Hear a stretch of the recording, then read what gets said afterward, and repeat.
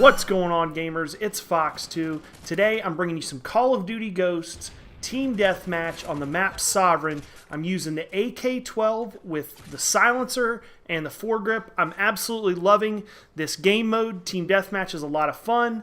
Loving this gun. This gun is amazing. It's got, as you can see there, no recoil at all when you're using it with the silencer and the foregrip. So it's a lot of fun. Just make sure you put Stalker on there and you'll be good to go.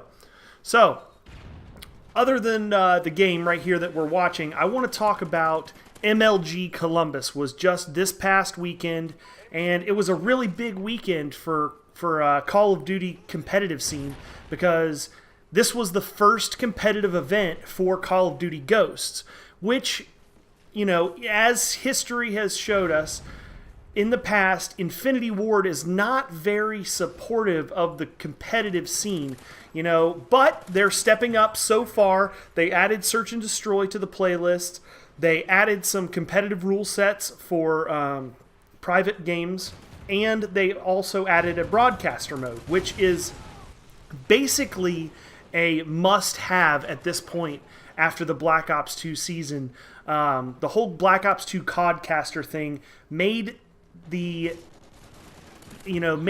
exciting, I guess is the best way to say, to watch it, to be a spectator. It made it a little bit more of a spectator event as opposed to, you know, just only watching one person's point of view throughout the entire game.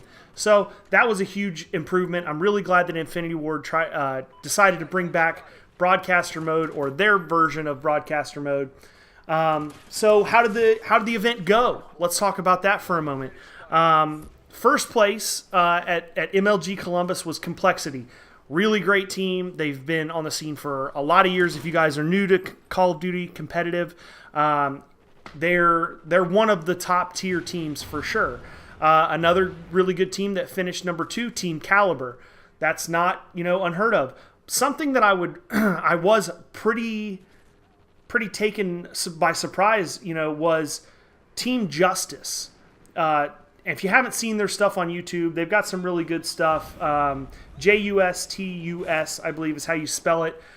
This is actually a team that was formed and is supported by the owner of the Yaush network.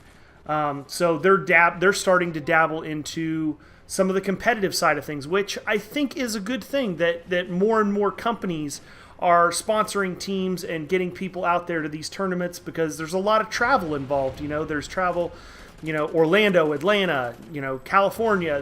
It's all over the place, okay? Not to mention overseas for that matter. So the next thing I want to talk about is, how did OpTic Gaming do? That's one of my favorite teams. I like to keep track of how they're doing. They did not do so good. They lost their first match, won their second match, and lost their third match. So they were out on Saturday. They didn't even make it to Championship Sunday, which is pretty not characteristic of them. It's a real bummer, especially since they just implemented a new change. I don't know if you guys have heard, but OpTic Gaming now has a coach, an on-site coach that is there at the tournaments with them. No, that does not mean that they got rid of Hex. Hex was never a coach. He was simply a manager, which there is a significant difference. Hex handles the business aspect of OpTic and OpTic Gaming, while the new coach is more of a strategist and will help them follow their game plans and stay on point, and hopefully help them run practices and scrimmages and things like that, to hopefully return to their former glory of, you know, placing at nearly every tournament, if not every single tournament, in the top 3.